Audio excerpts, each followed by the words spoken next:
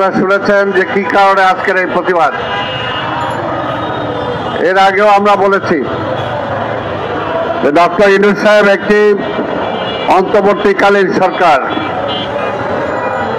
তার কাজ হল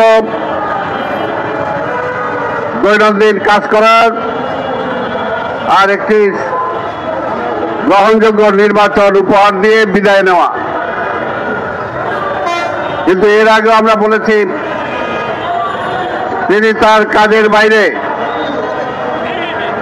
অন্যান্য কাজ যখন করতে যান তখনই সেখানে সমস্যা সৃষ্টি হয়। ওনার এমন কি প্রয়োজন পড়ল যে আজকের এই বন্দরগুলো লিজ দিতে হবে? এটা তো তার দায়িত্ব না। আমরা পরিষ্কার বলতে চাই, আগের সরকার অর্থাৎ ফ্যাসিবাদী সরকার তারাও এরকম চেষ্টা করেছিল আমাদের নৌবন্দর বুঝিয়ে দিতে,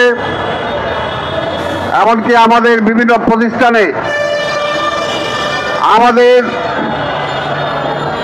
মেধাবী লোকজন থাকা সত্ত্বেও ভারত থেকে লোক এনে এক্সপার্ট হিসাবে সেই সমস্ত প্রতিষ্ঠানগুলোতে নিয়োগ দিয়ে আমাদের দেশ থেকে বৈদেশিক মুদ্রা কিভাবে তারা পাচার করে নিয়ে গিয়েছেন আমরা সেটা দেখেছি। সভাপতি বন্ধুগণ, যারা সংস্কারের কথা বলেন, এটাও তো একটা সংস্কারের জায়গা। আপনাদের মনে থাকার কথা, স্বাধীনতার পরে এই আওয়ামী লীগ ক্ষমতা আসার পরে আমাদের যত মিল ফ্যাক্টরি ছিল সবগুলোকে জাতীয়করণের নামে দলীয়করণ করে সেগুলোকে ধ্বংস করে দিয়েছিল।